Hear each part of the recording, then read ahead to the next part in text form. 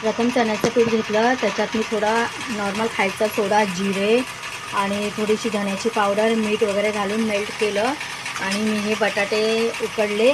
त्याच्यामध्ये मी जिरा पावडर, धना पावडर, परत जिरं, मोहरी, कोथिंबीर, कढीपत्ता, हिरवी मिरची आणि कोथिंबीरची पेस्ट हे सगळं एकत्र करून मी बेटर तयार केलं आणि नॉर्मल मीठ घातलं आणि मग नंतर हे गरम केलं.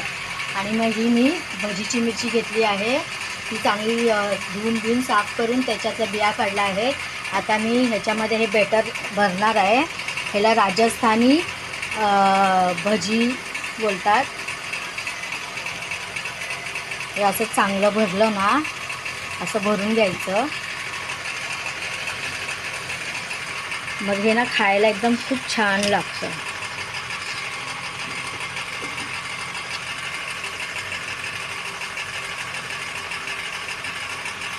आणि मग ह्याच्यात डीप करायचं चांगलं असं.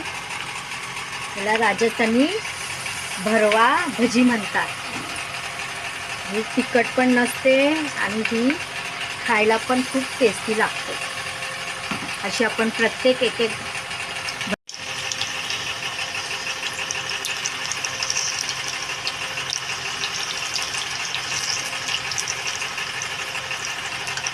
बारीक करायचा, सगळं तेल नितळून घेऊन त्याच्यात काढायची.